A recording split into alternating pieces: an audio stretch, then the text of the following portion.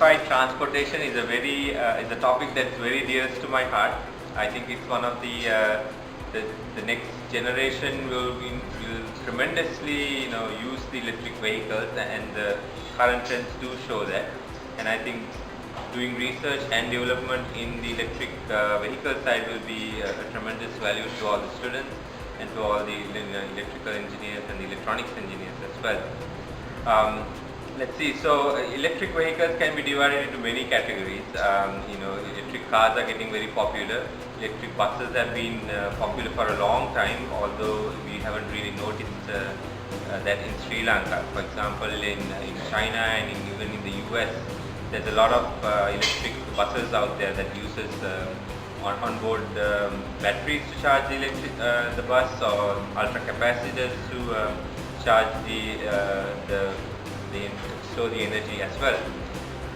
On the ultra capacitor side, most of the electric buses do stop at a bus stop, and when they do, they are given a jolt of electricity to charge the capacitors, because the ultra capacitors can be charged so quickly. It's an ideal scenario for electrification of buses or transportation in general, where at each bus stop the bus is recharged so that it can travel the next 2 or 3 miles further to the next bus stop. And in general, electric buses have a range of about 150 miles or more, and they have an acceleration of say 0 to 40 miles per hour under about 20-30 seconds. So the acceleration is very low, but in terms for the usage of a bus like scenario, you don't need much acceleration. Range is probably what you need. On the electric car side, there's a lot of technology being created out there, and a lot of market has been created for electric vehicles. Especially in the US, Tesla is making a huge impact on the electric vehicle front with their Tesla Model S and the Roadster models. They have superior technology that was developed in the last few years, and I think that gives us a good example on why we should also focus on electric vehicles now. The technology for electric vehicles is still at its infancy, and it's a good chance for Sri Lankans and for the younger generation, like the students and all the fresh graduates to get into.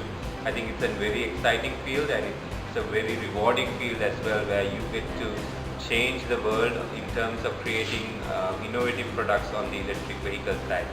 And I think it gives more purpose for us to get into electric vehicles, not just using them, but to develop those technologies, because that's what we want to do. I mean, if you take the internet or the cell phones or any other kind of a new technology that came to Sri Lanka, we really didn't go after it in terms of development, right? We went after it in terms of using it or benefiting from it.